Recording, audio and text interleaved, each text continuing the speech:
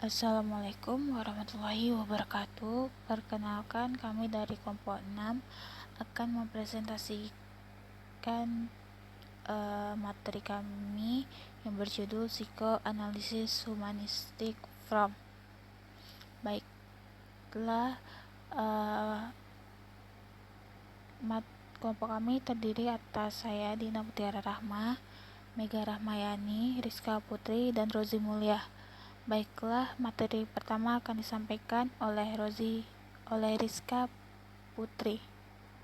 Biografi Erich Fromm. Fromm lahir pada tanggal 23 Maret 1900 di Frankfurt, Jerman. Ia merupakan anak tunggal dari orang tua Yahudi Ortodoks kelas menengah. Ayahnya, Naphtali Fromm, adalah anak dari rabi dan cucu dari dua rabi, dan ibunya, Rose Krauss Fromm, adalah keponakan Ludwig Krauss, ahli Talmud terpandang. Semasa kanak-kanak, Erich mempelajari kesaksian lama dengan beberapa ahli ternama atau orang yang dianggap sebagai humanis dengan toleransi luar biasa. Masa kecil Fromm jauh dari kehidupan ideal, di mana ia melihat ayahnya dalam keadaan gusar dan ibunya yang rentar akan depresi. Ia tumbuh di dua dunia yang sangat berbeda.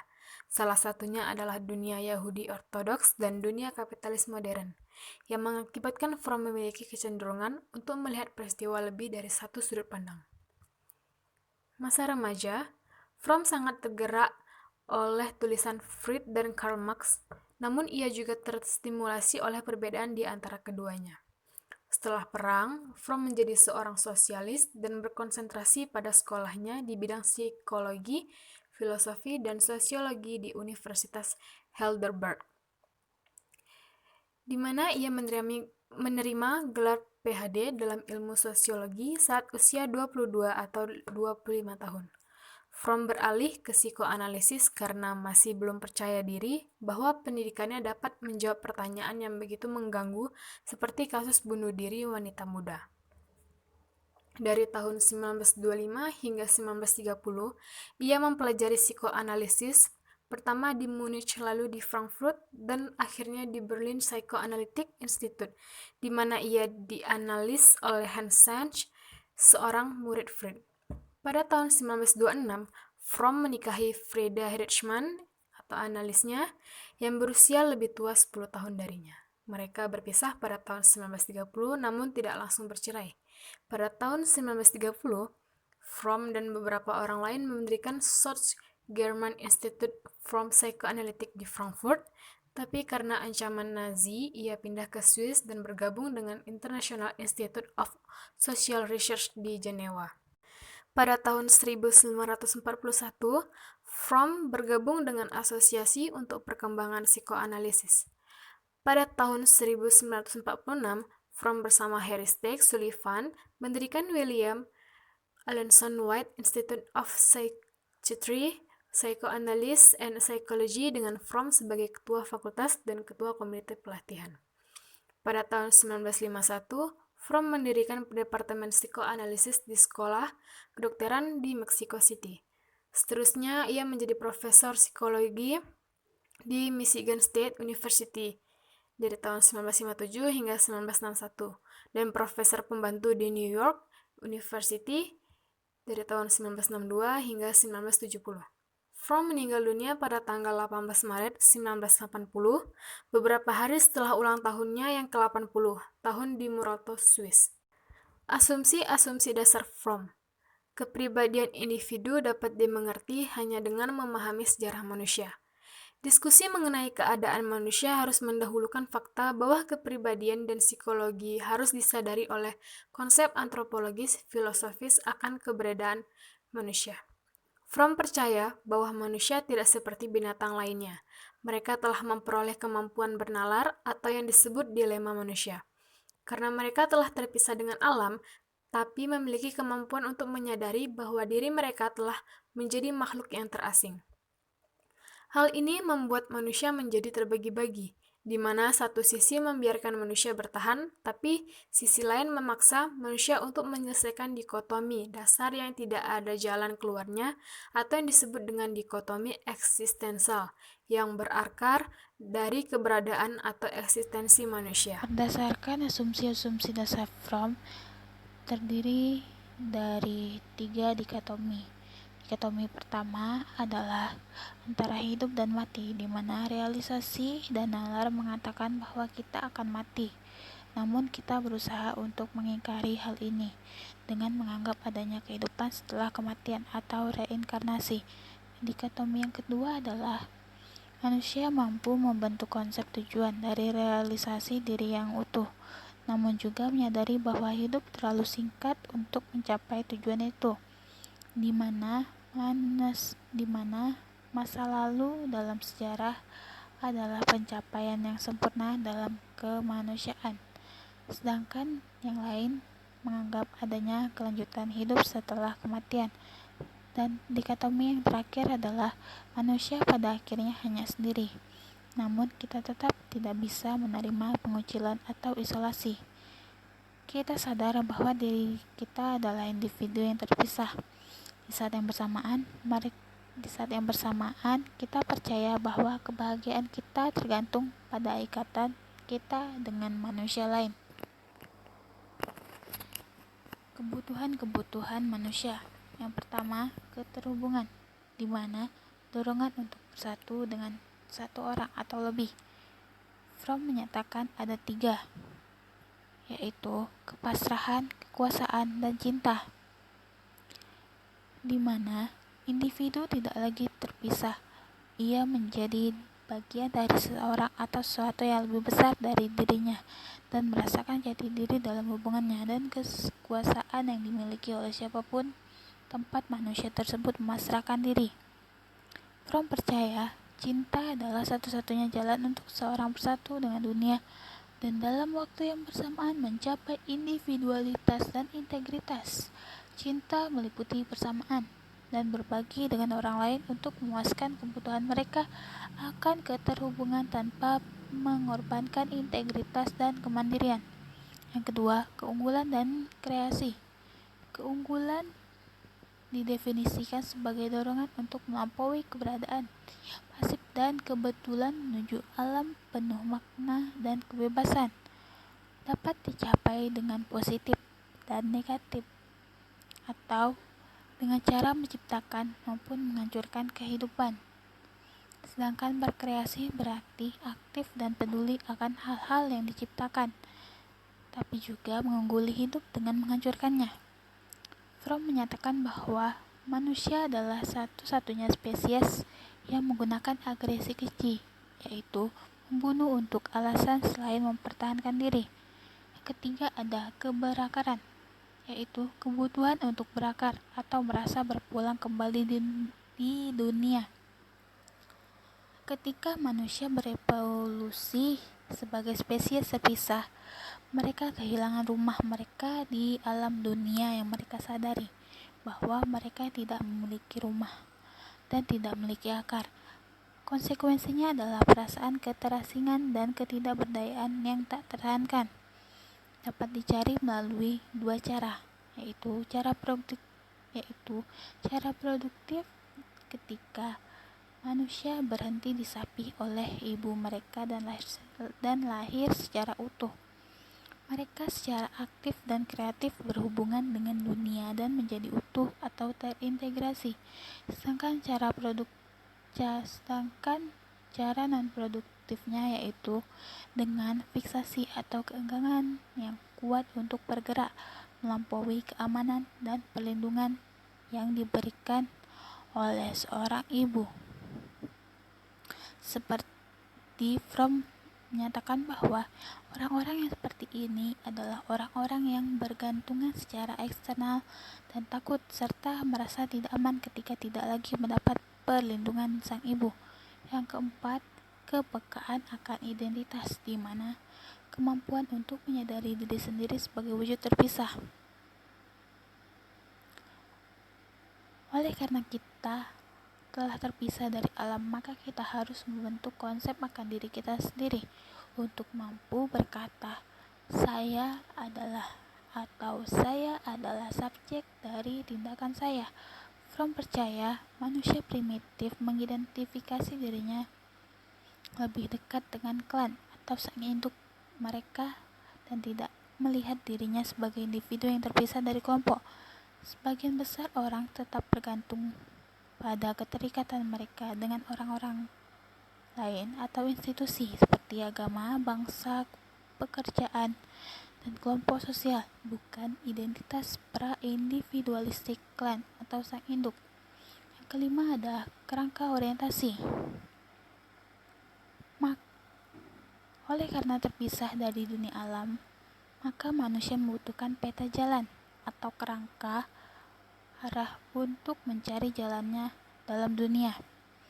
Manusia yang memiliki kerangka orientasi yang kuat dapat menjelaskan fenomena yang terjadi, sedangkan mereka yang tidak memilikinya akan berusaha menempatkan kejadian-kejadian tersebut ke dalam suatu kerangka agar ia mendapat penjelasan yang masuk akal mengenainya. Contohnya, seorang Amerika dengan orientasi yang rapuh dan pengertian yang lemah akan secara mungkin berusaha untuk mengerti kejadian 11 September 2001 dengan menyalahkan para pelaku sebagai orang yang biadab dan jahat.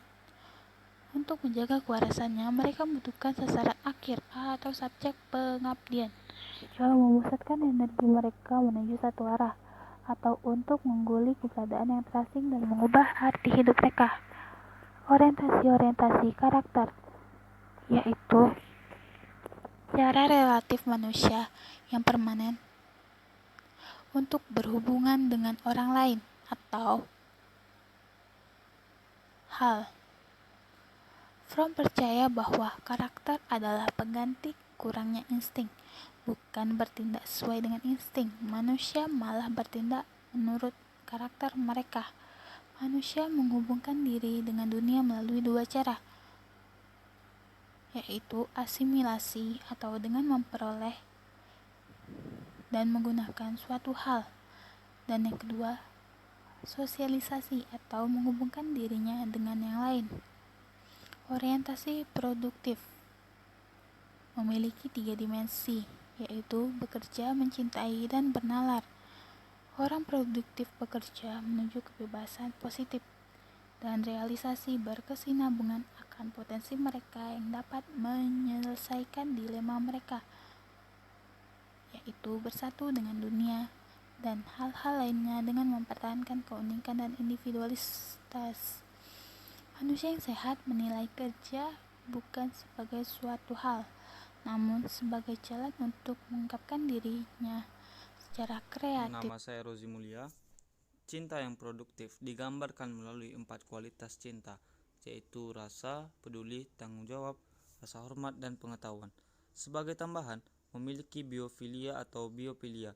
Bio artinya hidup, pilia artinya cinta, yaitu cinta penuh hasrat untuk hidup yang ingin mempengaruhi manusia lain melalui cinta, alasan dan teladan atau tidak dengan pemaksaan. Fromm percaya bahwa cinta akan hal-hal lain dan diri sendiri adalah sesuatu yang tidak terpisah, namun cinta terhadap diri sendiri harus datang lebih dulu. Manusia yang sehat melihat apa yang adanya bukan sebagai orang mereka ingin jadikan. Sama halnya, mereka mengenali diri sendiri apa adanya dan tidak membutuhkan pemahaman akan diri mereka. Orientasi yang non-produktif. 1. Karakter penerima. Orang yang percaya segala sumber kepuasan terletak di luar diri mereka sendiri. Dalam bentuk yang ekstrim dicirikan oleh sifat yang terlalu patuh atau terlalu memaksakan keinginan. Dalam bentuk modern dilihat dari sifat yang selalu rela menerima atau mengalah. Karakter ini periang dan bersahabat, namun menghadapi situasi sulit, mereka menjadi putus asa dan bergantung pada orang lain untuk memecahkan masalahnya. 2. Karakter eksploitatif. Percaya bahwa segala kepuasan terletak kepada diri mereka sendiri. Mereka tidak menunggu secara pasif melainkan aktif dalam meraih apa saja yang mereka inginkan dari orang lain, termasuk dengan memaksa atau curang, cenderung mengeksploitasi orang lain untuk mencapai tujuannya. 3. Karakter penimbun. kepercayaan kecil akan kebaikan di dunia luar. Sebagai konsekuensinya mereka melakukan dengan secara negatif, yakni dengan menarik diri dari orang lain. Dirinya adalah kikir, tidak hanya untuk uang dan barang material, tetapi juga emosi dan pemikirannya. Mereka membangun dinding di sekelilingnya dan duduk dikelilingi oleh semua yang telah ia kumpulkan, menjaganya dari gangguan luar dan membiarkan sedikit mungkin yang keluar. 4. Karakter pasar memperlakukan diri mereka sendiri dan orang lain seperti komoditi atau barang dengan suatu nilai tukar tertentu. Hanya memiliki sedikit tertarikan dengan kesejahteraan orang lain. Orang lain diperlukan sebagai objek untuk dimanfaatkan demi mencapai tujuan mereka. Gangguan-gangguan kepribadian. 1. Nekrofilia berarti cinta akan kematian dan biasanya mengacu kepada penyimpangan seksual di mana keinginan orang kontak seksual dengan mayat. Namun Fromm lebih untuk menunjukkan ketertarikan kepada kematian. Mereka kepribadian benci kemanusiaan, rasis, warmongers, pengganggu, mencintai pertumbuhan darah, kehancuran, penyiksaan, dan senang dalam menghancurkan hidup. Mereka terpesona oleh kotoran, pembusukan, mayat, lebih suka malam hari dan cinta untuk beroperasi dalam kegelapan dan bayangan. Dan seluruh gaya hidup mereka berkisar kematian, kehancuran, penyakit, dan pembusukan. 2. Narsisme Barat.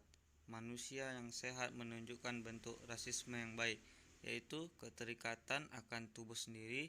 Dalam bentuk buruknya, narsisme menghalangi persepsi akan kenyataan sehingga segala sesuatu yang dimiliki oleh narsistis dinilai tinggi dan segala sesuatu milik orang lain tidak bernilai. Terpaku kepada tubuh sendiri yang sering menyebabkan hipokondriasis atau perhatian obsesif akan kesehatan seseorang.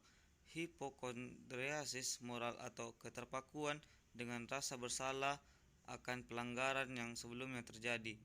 Mereka mencapai rasa aman dengan berpegang kepada kepercayaan yang berubah bentuk bahwa kualitas kepribadi mereka yang luar biasa merupakan keunggulan dari orang lain dan harga diri mereka ketergantungan pada gambaran diri narsistis, bukan pada pencapaian mereka. 3. Simbiosis Ines. Ketergantungan ekstrem akan ibu atau pengganti ibu. Manusia menjadi tidak terpisahkan dengan inangnya sehingga jati diri mereka hilang. Orang yang hidup dalam situasi ini merasa sangat cemas dan takut apabila hubungan tersebut terancam dan tidak dapat hidup tanpa pengganti ibu. Tidak harus berupa manusia, tapi bisa berupa keluarga, usaha, gereja, atau bangsa. Orientasi Inesas merubah kekuatan bernalar, menghancurkan kapasitas untuk cinta otentik serta mencegah manusia mencapai kemandirian atau integritas. Psikoterapi. Fromm terlatih sebagai analis Freudian yang ortodoks, namun ia menjadi bosan dengan teknik analis yang standar dan ia tidak dapat menyentuh kehidupan pasien-pasiennya. Kemudian ia mengembangkan sistem terapinya sendiri yang diberi nama sebagai psikoanalisis humanistik dengan lebih memikirkan aspek interpersonal daripada pengalaman terapeutik. Fromm percaya bahwa tujuan terapi adalah untuk pasien mengenali dirinya sendiri dan untuk mencari kepuasan akan kebutuhan dasar manusia seperti keterhubungan, keunggulan, keberakaran, rasa jati diri, dan kerangka orientasi. Fromm meminta pasien untuk mengungkapkan mimpi-mimpi mereka, di mana mimpi tersebut seperti dongeng dan mitos yang diungkapkan dengan simbolis sebagai satu-satunya bahasa universal yang dikembangkan oleh manusia. Simbol-simbol memiliki beberapa makna, karena variasi pengalaman yang berkaitan dengannya, seperti api yang menyimbolkan kehangatan dan rumah untuk sebagian orang, namun dapat menyimbolkan sebagai kematian dan kehancuran bagi yang lain. Fromm percaya bahwa terapi seharusnya tidak terlalu ilmiah dalam memahami pasien, tapi dengan sikap keterhubungan, maka seseorang dapat seutuhnya dimengerti dan tidak melihat pasien sebagai suatu penyakit, namun sebagai manusia dengan kebutuhan manusiawi yang sama. Selanjutnya ada metode-metode investigasi Fromm. 1. Ada karakter sosial di pedesaan di Meksiko. Fromm berusaha untuk dapat memahami karakter masyarakat perdesaan di sana. Fromm mencoba untuk menemukan ciri khas karakter dari masyarakat dengan tinggal bersama para penduduk desa dan berusaha memperoleh rasa penerimaan mereka. Fromm mulai meneliti dengan menggunakan teknik yang dirancangnya untuk memenuhi karakter penduduk yang ada di sana, seperti wawancara intensif, laporan mimpi, kuesioner mendetail, dan 2 teknik proyektif. Dari situ, Fromm menemukan ada 3 karakter, yaitu reseptif non-produktif, penimbuhan non-produktif, dan eksploitatif non-produktif. Kedua, ada studi psikohistoris tentang Hitler. Fromm menguji dokumen-dokumen sejarah dalam rangka menggambarkan portret psikologi seseorang yang terkenal. Sebagai teknik ini disebut sebagai psikohistoris atau psikobiografi, dan memiliki psikohistoris terhadap Adolf Hitler. Fromm melihat Hitler sebagai orang yang memiliki kombinasi nekrofilia, narsisme berat, dan simbolisises. Ia tertarik pada kematian dan destruksi.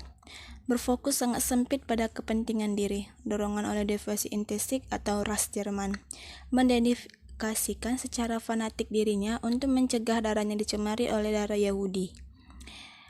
Fromm mengamati bahwa tidak ada kehidupan kanak-kanak Hitler yang mendorong dirinya secara mutlak menuju sindrom kemerosotan, dengan menekankan agar kita tidak melihat Hitler sebagai manusia. Dan Fromm menyimpulkan historisnya Hitler dengan kata-kata, analisis manapun yang merubah gambaran Hitler dengan menutupinya dengan meracakan kemanusiaan hanya akan semakin memperluas kecenderungan kita untuk menjadi buta terhadap potensi-potensi kemunculan Hitler lainnya, kecuali mereka memiliki tanduk.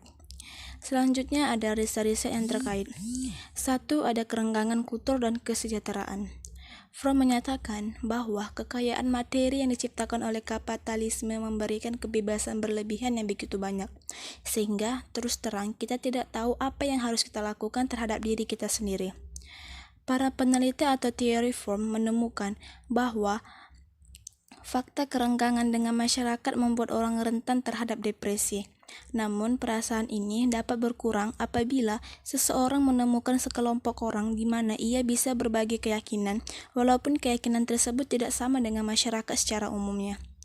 Penemuan ini mendukungkan gagasan Erich Fromm tentang di mana kita hidup menyediakan kita banyak sekali kenyamanan dan keuntungan, tetapi kenyamanan tersebut tidak datang begitu saja. Kebebasan pribadi dan individualitas memanglah penting. Namun ketika muncul paksaan-paksaan yang mendorong manusia merasa renggang dari masyarakatnya, hal ini bisa berbahaya bagi kesejahteraan mereka. Kedua, ada beban kebebasan dan bujukan politik. Mekanisme pelarian sebagai tanggapan dari beban kebebasan terimplikasi dalam keyakinan politik, khususnya dalam autoritarianisme dan konformitas. Autoritarianisme contohnya itu mencangkup memperoleh kekuatan dengan cara bersatu dengan seseorang atau sistem keyakinan yang lebih kuat daripada individu yang mencari kekuatan. Konformitas mencakup penyerahan individualitas seseorang dan menjadi apapun yang orang lain inginkan.